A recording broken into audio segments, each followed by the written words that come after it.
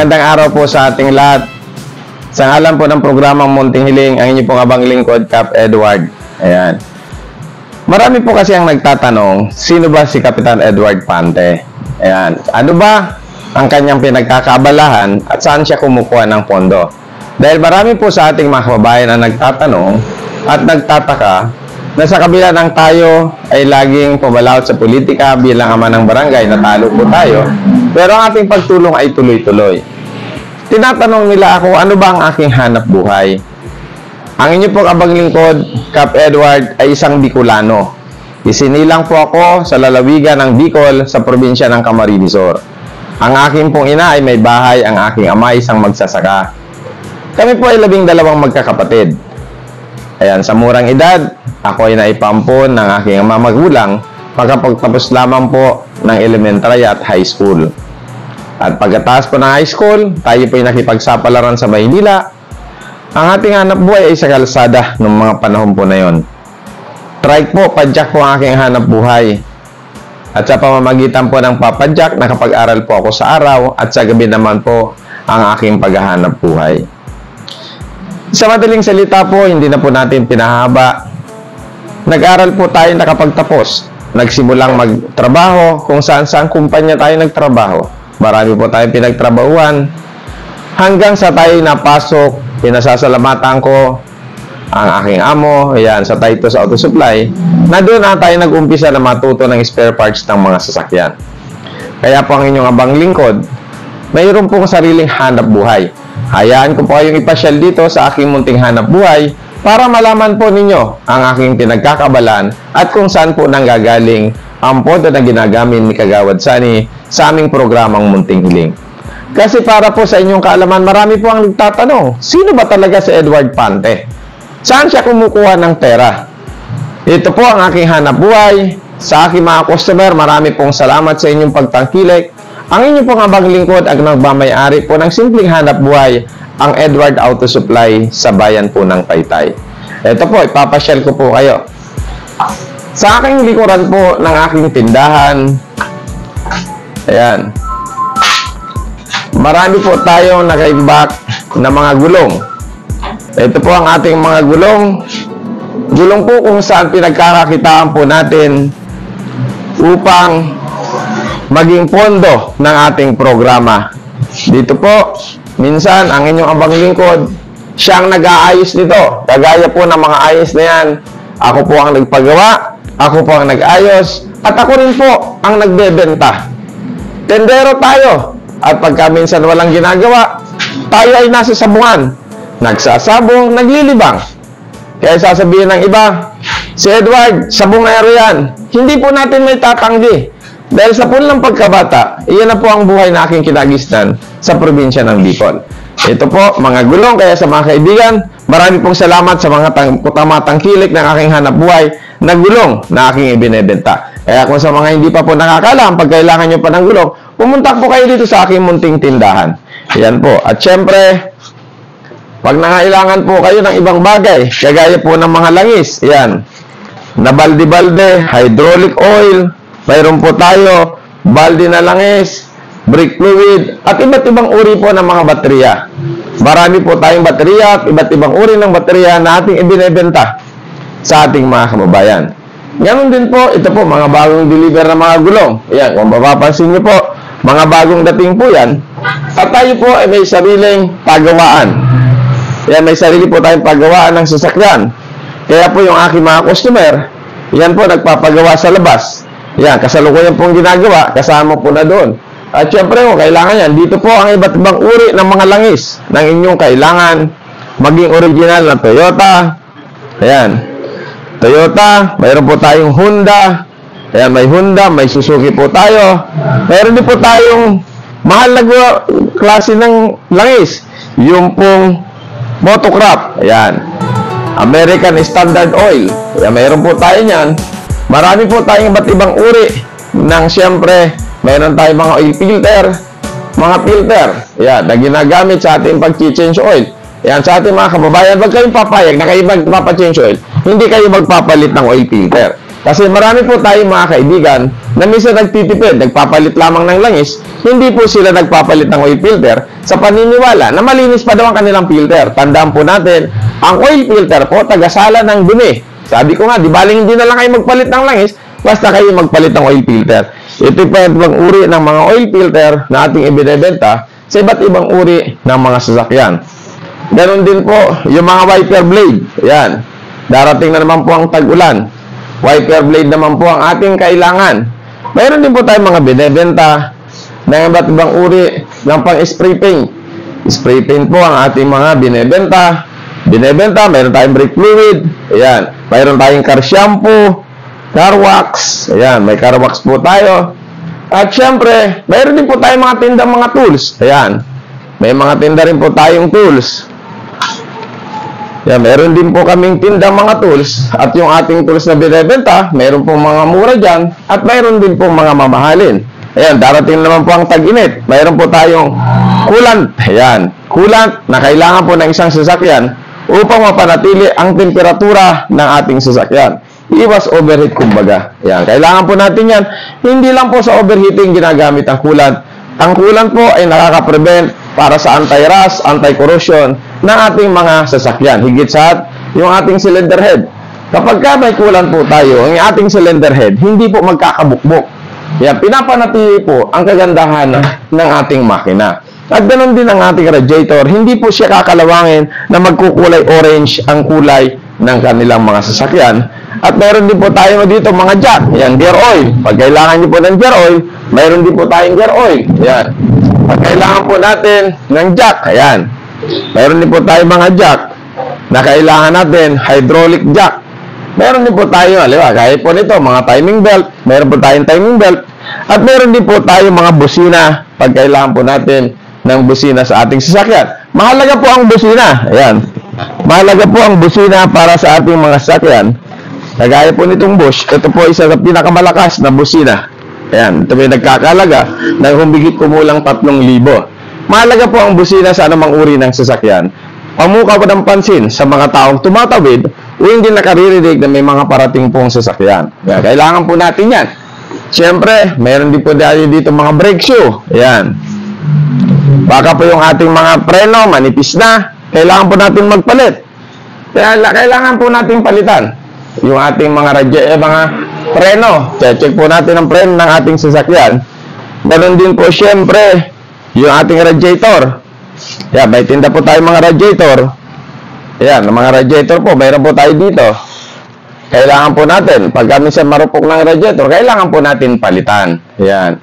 Kaya sa inyo pong lahat, wag po nating pabayaan yung sinasabing pwede pa. Tandaan po natin, ang disgrasya pwedeng iwasan kung marunong tayo mag-maintenance ng ating mga sasakyan. Kailangan po natin yan.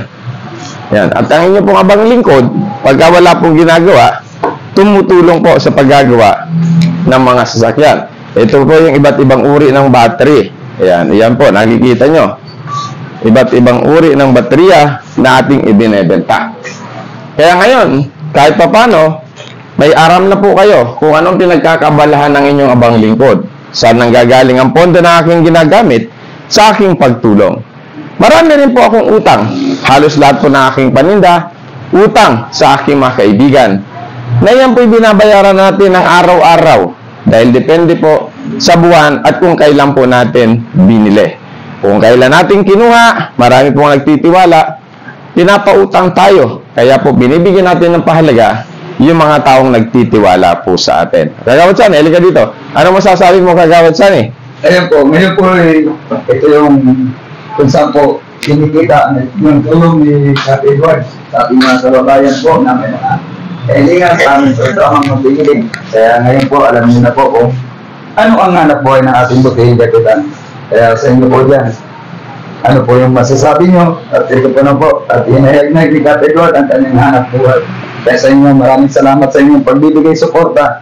Dahil po sa inyo, yan, lumalaganap na po ang aming programang magdihilig. Maraming po salamat. Nakita nyo na po ha. Salamat kay Kagawad San eh. Nakita nyo na po. Kaya alam nyo na, hindi na po kayo magtatatanong kung ano ang aking hanap buhay. Punta po tayo sa kabilang tindahan. Ayan.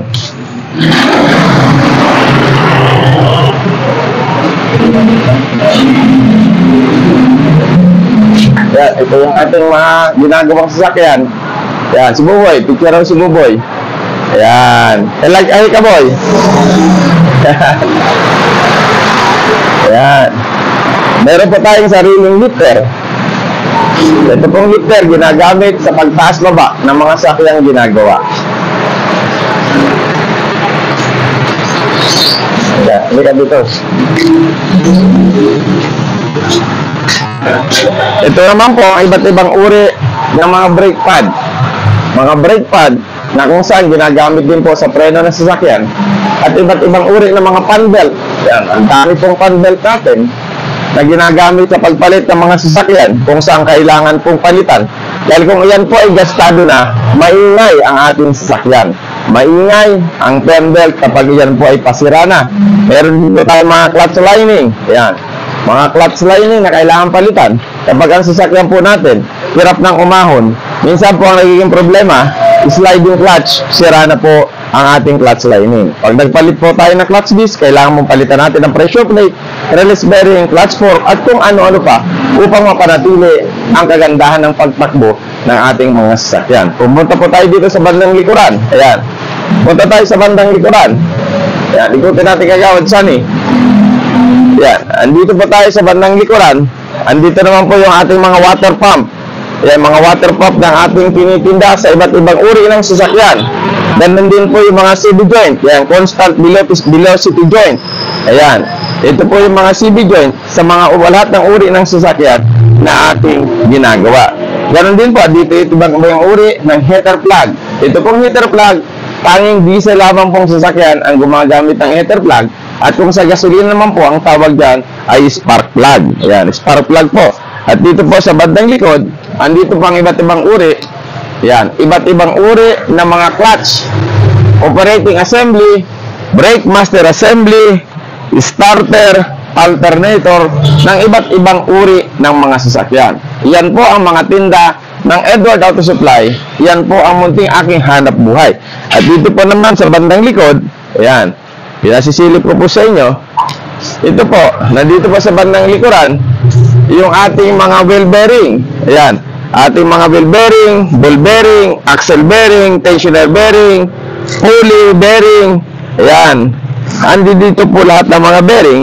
At kasama na po yung mga CV boot. Ayan, steering boot, axle boot. Ayan, andi dito na po. At dito po sa bandang likod, sa pinakalikod, kung saan kahit mainit, kailangan natin ayusin, mabuti at may hangin sa bandang likod.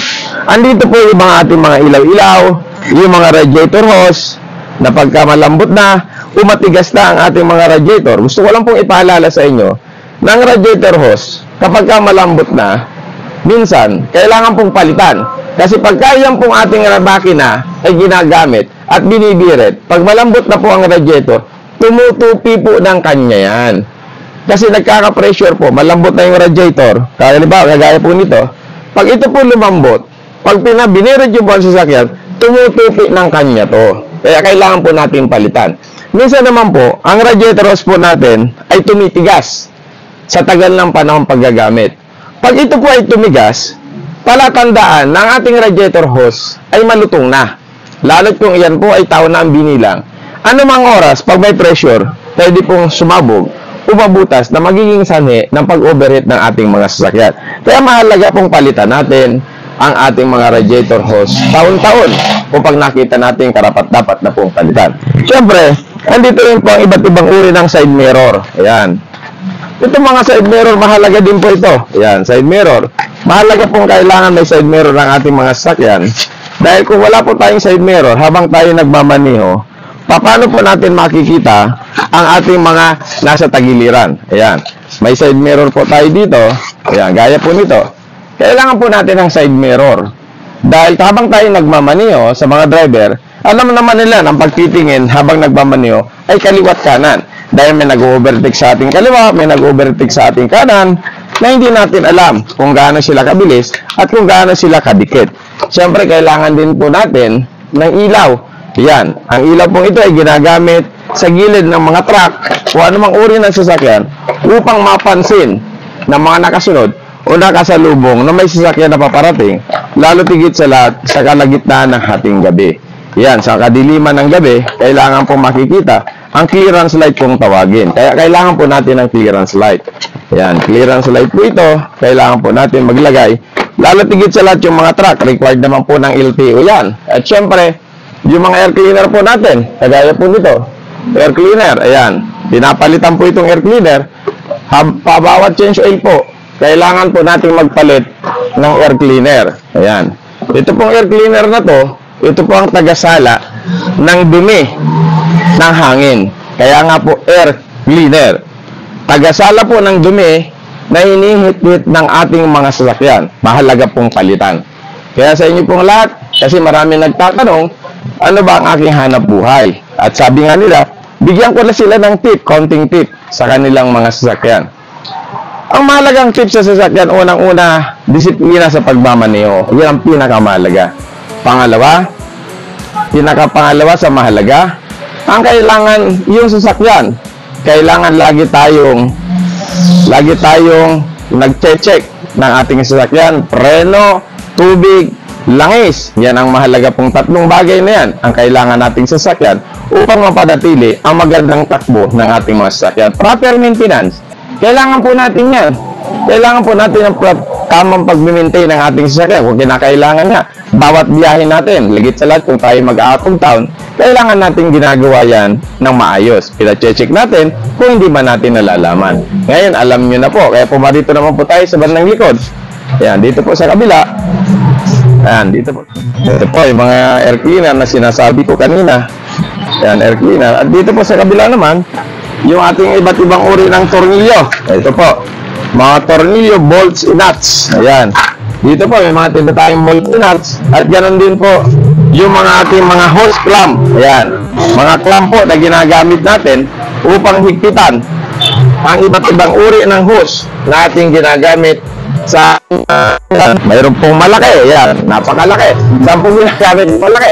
Sa mga pan-truck, yung mga air cleaner, malalaki po kasi yun, kailangan po nila yan. At yung iba't ibang uri ng washer na ginagamit natin na spacer ng ating mga sasakyan. Ito pong iba naman, sa ginagamit ko ito, medyo may kalumaan na sa mga ating sasakyan, kagaya ng finger type ng Isuzu at sa Puso. Ayan, yan dyan na po. Nakikita nyo po ang iba't ibang uri ng paninda ng inyong abang likod. Mga engine valve. Ayan, lahat po ng iba't ibang uri ng engine valve. Marami po pang kulang dyan. Kaya, yan po, ito po, ang lalaki ng air cleaner. Ito pong air cleaner na malalaki. Ito po, malaki. Mga pan-truck po ito. Ginagamit po sa truck. Ayan, mayroon din po tayong air cleaner ng truck na ating ibinebenta. Ayan. Kaya sa inyo pong lahat, marami pong salamat. Ito, mga shock absorber na ginagamit natin sa ating paggagawa. Ayan. Dito tayo. Ayan. Ito na po. Kaya sa inyo pong lahat na tumatangkilik ng ating programang Munting Hiling, maraming salamat po. Sana po ngayon kahit pa paano, alam niyo na po, pinagkakabalan ng inyong likod anong aking hanap buhay. Ito na po yung bagong dating na gulo. Mayroon tayong charging system, yung mga battery po na lubat, binili man sa atin o hindi. Sa gusto magpa-charge, nag-charge po tayo ng mga battery. Yan po yung ating mga charge. At yung mga gulong na to, ito yung mga bagong dating. Ayan, mayroon pong may mga order niyan. Kararating lang, i-deliver po ng inyong abang lingkod dyan. Ayan.